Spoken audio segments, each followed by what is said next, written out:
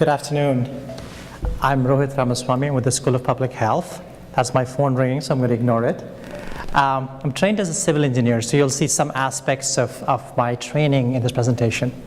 And what I'm going to talk about is an approach that we used to to implement a evidence-based program in a low-resource setting in India.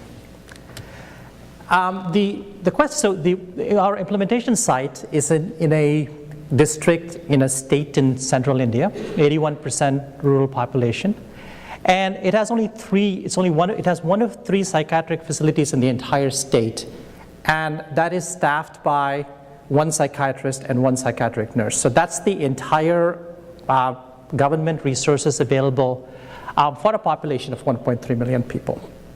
And so the challenge that faced us is how do we take care of the enormous mental health demand that exists here through a system that doesn't exist. And so we talk a lot about implementation and improvement, but you can only implement in a context where there is a system. If there is no system, neither implementation nor improvement works. And so we were faced with the question of how do we begin to create a system wherein we can then begin to talk about implementation and improvement. And so there was a conversation earlier about a lot of implementation being about service operations. And so we used the idea of service design to begin to think about using engineering design principles to come up with a system through which we could deliver our services. And so the first thing that we did so our model has 3 steps. So it has a design step, and then it has an implementation step, and then it has an improvement step. So thinking about the design step, we did a situational analysis. This was a co-creation. We talked a lot about co-creation, co-design. So working with the community to understand what the context looks like. Based upon that, we came up with a change plan. This is a vision for what we actually want our system to look like. And then using that change plan, we came up with a blueprint. And the blueprint is what we call the mental health care plan.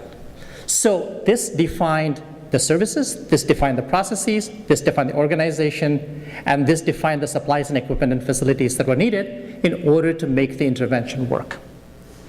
Then we moved into traditional implementation science. So just because we have the blueprint doesn't mean that things are going to be implemented well. And so we did a readiness assessment to understand the facility's readiness. Now that we have this blueprint, are you ready to go ahead and implement it? Based upon the readiness assessment, we had different facilities at different levels of assessment of readiness, and we built delivery capacity. And then we went through the inevitable PDSA, so being able to test various implementation models to see what kind of implementation, what model worked.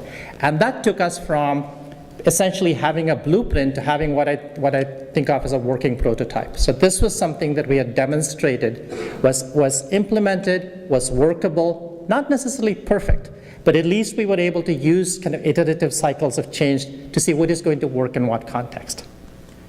That then took us into, okay, now that we've actually got something in place that is working, now let's use quality improvement tools, continuous quality improvement principles to optimize the system.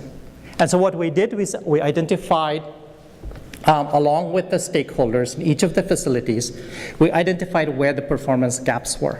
And we started a set of quality improvement projects that were tied together by a collaborative that allowed us to be able to identify where are there individual facility level gaps, where are there cross-facility gaps that we can solve through a collaborative, and how can we then take the information that we know about what works and optimize it so that it can work in a sustainable way.